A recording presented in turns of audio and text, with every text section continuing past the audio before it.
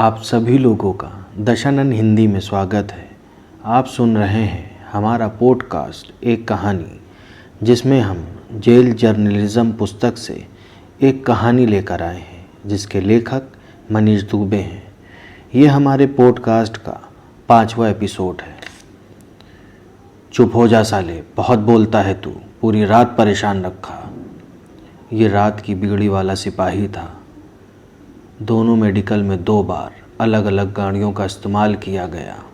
पहला क्वालिस तो दूसरा सफ़र टाटा 407 का रहा। घड़ी में 10:30 बजे ही दोनों एसआई राजीव व अमित ड्यूटी पर आ चुके थे। आपने तो कहा था रात में ही छोड़ दोगे, आज दूसरा दिन हो गया। अमित के आते ही सवाल दागा अमर ने। यार मैं तो छोड़ रहा था, ऊपर से आदेश आ गया। चलो, साथ ही अमित बोला। चलो कहाँ? कितनी बार कहाँ कहाँ ले जाओगे? अमर ने उससे कहा। डोजियर कराने। अमर के सवाल पर अमित बोला। पहली दफ़ा तो नहीं ही सुना था अमर ने इस शब्द को।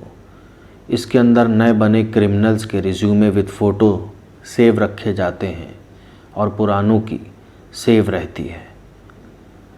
चलो अपने जूते उतारो, कंप्यूटर पे बैठे सिपाही ने अमर से कहा। जूते उतरवा दिए गए। नंगे पैर ज़मीन पर अत्यधिक सर्दी का दबाव बना रहे थे। एक कार्बन लगी प्लेट पर खड़ा किया गया उसे। पैरों के फुटप्रिंट लिए गए। सामने दाएं बाएं 3 एंगल से फ़ोटो शूट हुआ उसका। एक स्लेट में उसके नाम, उसमें एक अनसुलझा कोड नंबर डालकर अमर को पकड़ाई गई। चेहरे और कंधे से थोड़ा नीचे स्लेट पकड़ाकर एक क्लोज़अप पोज लिया गया।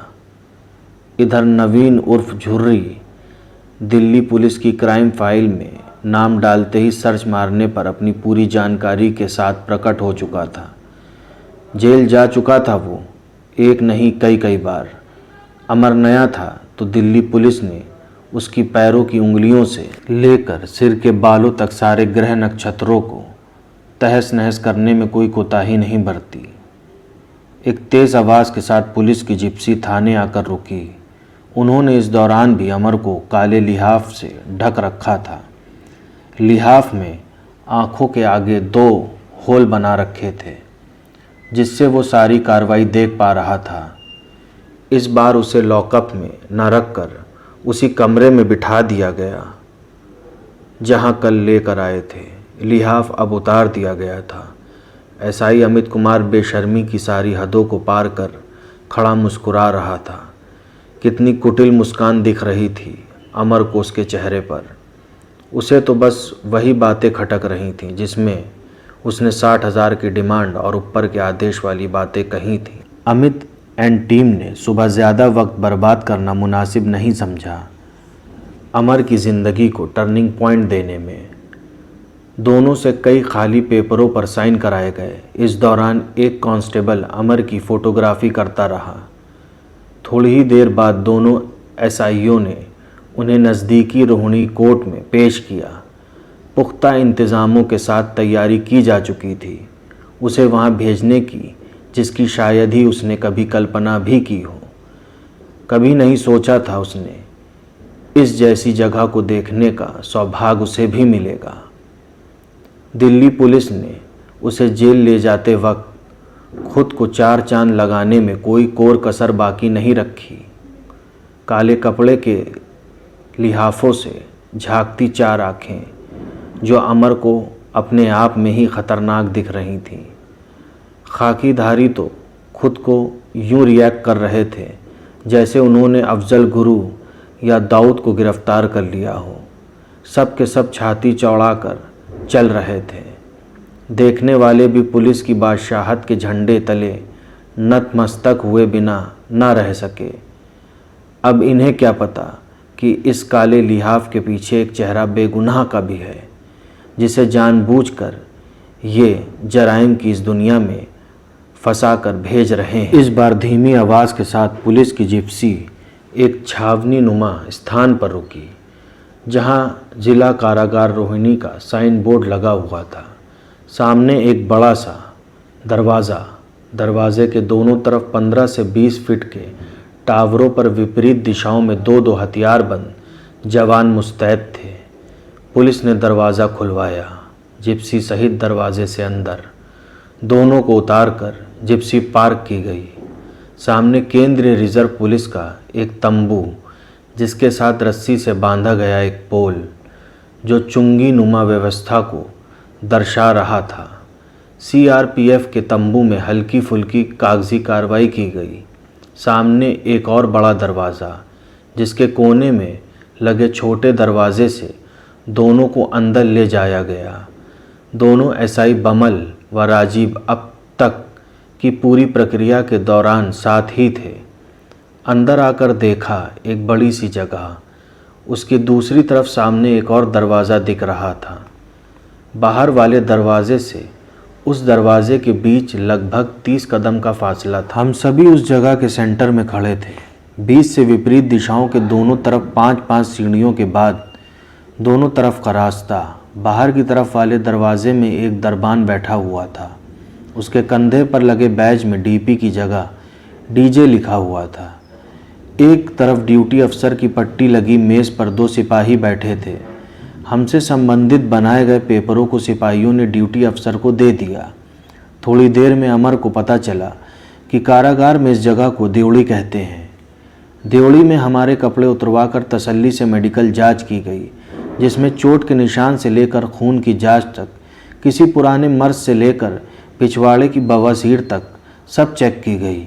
8 से 10 पकड़ कर लाए गए लोगों के साथ अमर भी उस कपकपाती ठंड के अंदर मात्र कच्छे में खड़ा था। सारा नज़ारा यूं कि जैसे आर्मी की भर्ती चल रही हो। फिर कच्छा भी उतरवाया गया, झुका कर खंसवाया भी गया, जिसके बाद पहनने को कपड़े मिले। एक जगह कंप्यूटर में फ़ोटो तथा अंगूठे के निशान लेकर सभी को आगे सेंड कर दिया गया। उपरांत इसके टीएसपी तमिलनाडु स्पेशल पुलिस की सघन तलाशी में कई बार पैंट की जिप से लेकर अंडरगारमेंट की जिप तक खिसकानी पड़ी सभी को। तलाशी के बाद सभी को अंदर की तरफ वाले दरवाजे के छोटे पल्ले से बाहर निकाल दिया गया। सामने एक फुटपाथ पार कर खिड़की नुमा जगह थी, जिसके ऊपर चक्कर लिखा हुआ था। उसके ऊपर ठीक हमारी तरफ को लगा हुआ एक कैमरा। सभी को लाइन में चक्कर के सामने खड़ा कर दिया गया। हाँ बे, क्या फ़िल्म है तेरी? तू तो साला कई बार आ चुका लगता है।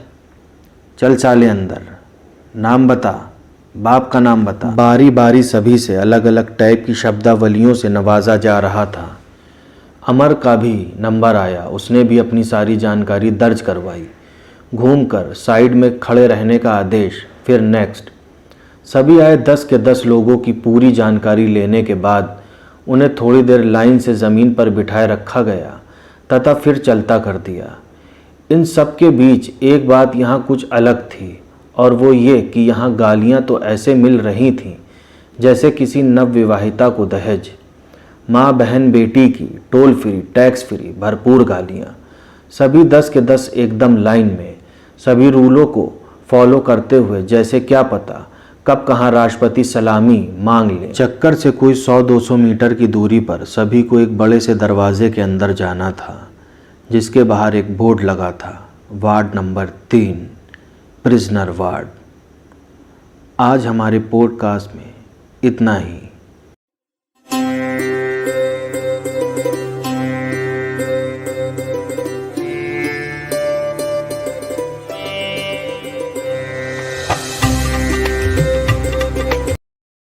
आप देख रहे हैं दशानन, देश का मीडिया।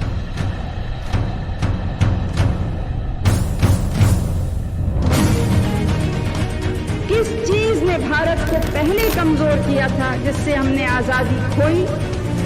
इंटरनेशनल प्रेशर पैदा करने की ताकत आज हिंदुस्तान में 100 करोड़ का देश है। दशानन का उद्देश्य है सत्ता और सिस्टम में छुपे भ्रष्ट नकाबपोशों को निरंतर उजागर करते रहने का। बनिए हमारी ताकत, ताकि आने वाले भविष्य को एक साफ माहौल में सांस लेने का मौका मिल सके। हमारे YouTube, Facebook, Twitter और Instagram पेज पर बढ़ाइए हमारी ताकत और देखते रहिए दशानन, देश का मीडिया।